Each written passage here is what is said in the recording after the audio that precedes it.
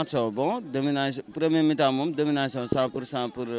comment dirais-je équipe Goɗɗo Dar Salam mais bon sa ƴeewi machine kadi ko joueur ko deuxième mi-temps ala fof ko ronki wonde football moom nul et hasard quoi mais actuellement moom premier mi-temps 3-0 domination Dar Salam 100% sa ƴeewi quoi. Il y a pas match quoi. Non no waɗi match no waɗi joué e doro noon bon premier mi-temps mbaɗi mené ɓe nanni ɓe 3 buts mais deuxième mi-temps moom peut être kadi ala fof ko ronki wonde quoi. Doole pare. Non football moom ala logique doole mbawa fodde football mais football woni ko ala logique par ce que aɗa yiya équipe toho so fi équipe moɗo l' essentiel ko coup de envoi so ala prive rek ala hen donc ɗo hawde goɗɗo quoi. Bon Dar Salam e Masina moom ko match mo gandanɗa hoore ma ko équipe aji ɗiɗɗi jiitani quoi premièrement ko banggue côté âge o quoi ko équipe aji ɗiɗi différent ɓeeɗo jaaɓe ha goni fin de carrière gari mi sikki newetano ɓuuri wadde men yittel tan ko arde pour plaisir walla affaire aji ɗon mais Dar Salam noon ko équipe mo gandanɗa hoore ma wona pijirowo match wona pijirowo compétition quoi par ce que déjà kamɓe goni tena titre o kamɓe jogui titre en plus newetani hikko aɓe mbaɗa hen match ji gandanɗa hoore ma yimɓe foof no jii ɗum no fewi quoi te aɓe jogui effectif mo gandanɗa hoore ma aɓe jeeya équipe aji ɓuurɗi jogade effectif e jum.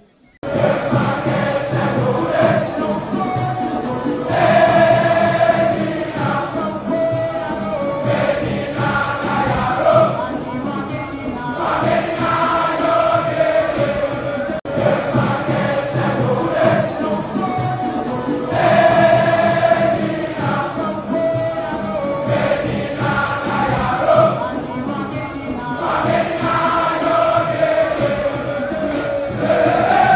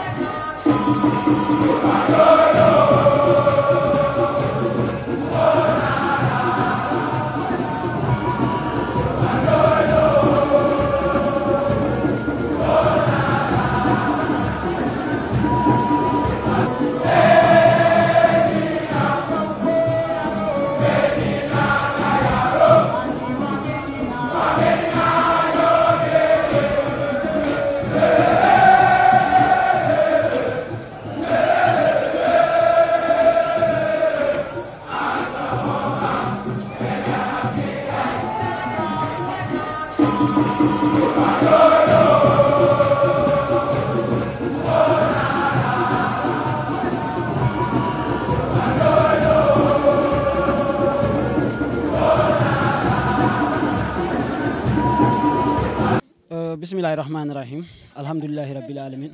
Caggal yettude Allah e nelaɗo mum e julde e nelaɗo sallallahu alayhi wa sallam e yettude duwaw jignaɓe e yettude kadi aussi legal Darou Salam fof mawɗo hen cukalel hen ko weltare rek eyyi ko weltare no fewi mbiyatemi ko Sidi Fall komi joueur ASC Darou Salam presque même koye doyen ji ɗi boom jeeyami par ce que ne famɗe mabɓe ɓeɗo gaddiɗomi ɗo hande e équipe o quoi. Pour le moment actuellement nous sommes à 9 points eyyi minen goni deuxiéme groupe o derrière Jammel quoi. Match semaine prochaine contre Dental Ndiolfen effectivement ko non mamin mbaɗɗum préparé aussi comme namin mbaɗiranno ni préparé match aji amen jawri ɗi précédente ɗi c'est à dire que minen Darou Salam minen min mbaɗato préparé o match aji amen ko match par match eyyi min paari masina samin koori jon on oublie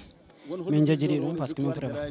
d'ailleurs même sa ƴeewi masina kam mbiyata ko masina ko vétéran ji guiƴiraɓe am ɓolɓe goni ɗon jour aji Darou Salam wonnoɓe toon garti ɗo ene joue toon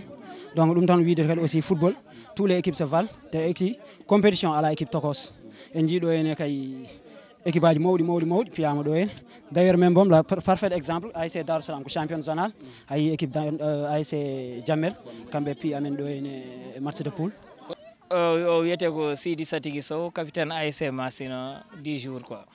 Sabi ɗum ko absence uji amin kewi absence uji ha woro donc on a joué pour ne pas être tiré forfait walla ko wonko yimɓe mbiyanno min jaada ha à la fin min gaccito malheureusement ko match amen président o waɗi amen causé ɗiɗo préjudice uji foof kay situation ngaji musɗi min suwi toɓoye hendoye dow men ha joofi ha silti finalement ɗum saabi hewɓe amen pawgui gonde grippe aji hay goto presque arani donc on a colpaté de gauche à droite pour min mbawa dañde komin gaddi hande terrain ni hade wonde ko jalni kono yettere Allah rek l'essentiel c'était de participer, on a essayé de faire notre maximum, on a joué à notre valeur mais malheureusement ko ni Allah hoddiri donc min jaɓat ɗum rek et on va essayer de se refaire pour le prochain match et pour les autres saisons à venir.